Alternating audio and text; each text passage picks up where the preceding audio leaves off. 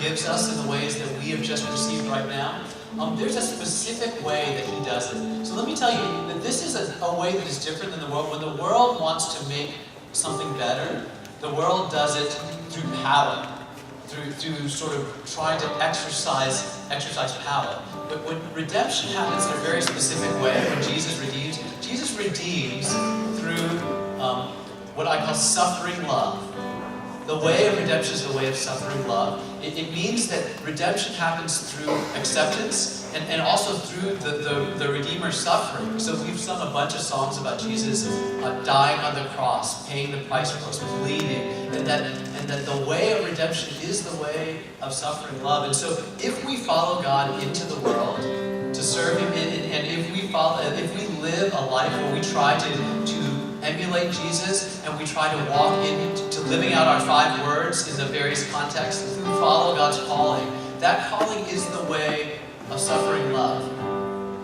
And so I'm going to ask Joseph if we can just going to ask him a couple of questions about his 5 words, and then also how he's living that out.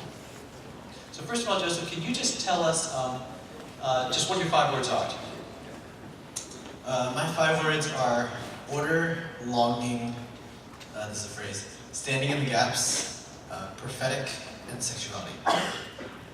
So all of those are very, I encourage all of you, those of you who know Joseph, to ask about those. They all have, very profound stories behind them. We're just going to ask you, can you just tell us about one of them, and sort of what it means, and then also particularly how is challenge and suffering love and that kind of thing, how is that involved in you being faithful with one of your 5 words? So the one that I'm going to share about is standing in the gap. I think all my life I've been in between 2 places. I think even being an Asian American, I moved here from China when I was 2, so I'm a fob. But my whole life I've been around 2nd, 3rd generation Asian Americans. So I remember my parents would do Chinese New Year, and then my friends would have nothing to do with Chinese New Year.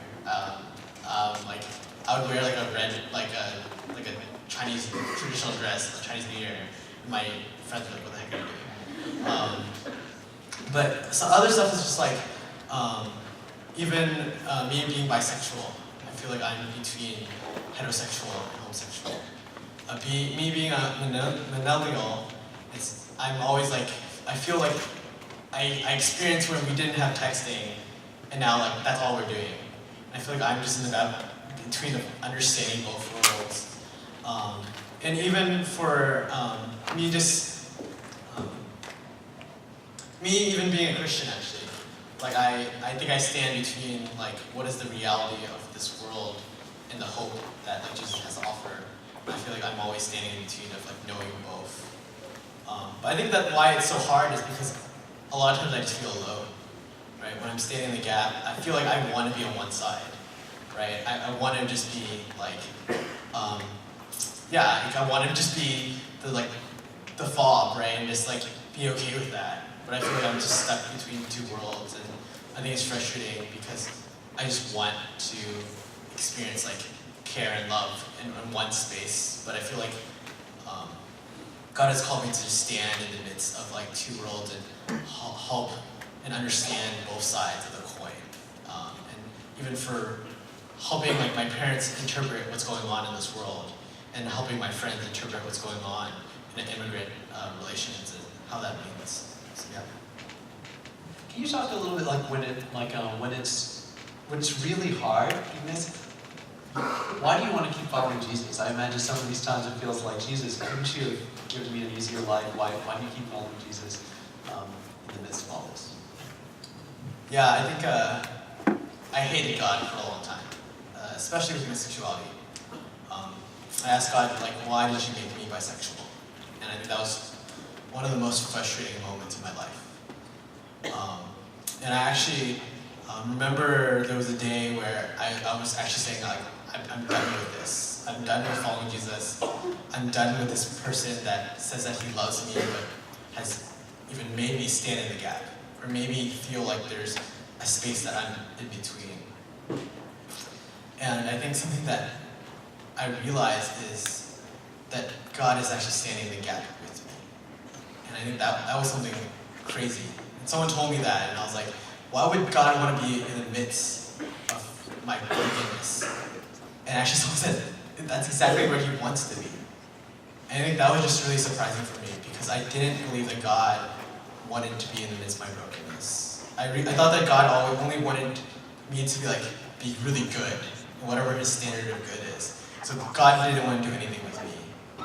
And it was the first time where I realized that this person that, when I was a kid, I sung Jesus stories and whatever stuff like that. And I was like, I didn't believe that he was that God. And I think it was until I had a personal relationship and actually got to know God's heart and who he was.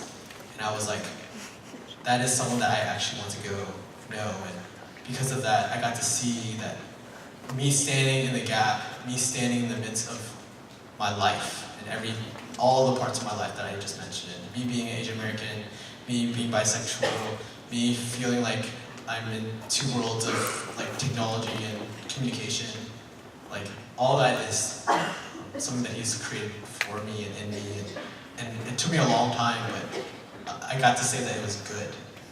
Me being bisexual was good because I got to see God's heart for me in that. And in that, I got to see more of who he is, and his character, and his love, and his patience. And not only did I see that from God, I got to experience that for myself. And I got to, in my own turmoil, I got to experience patience, peace, love, in ways that I never thought I would ever be able to. Thanks, Joseph. And this is appreciate you.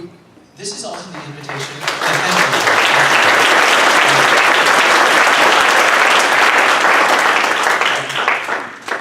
You don't have to be anywhere other than where you are for Jesus to accept you.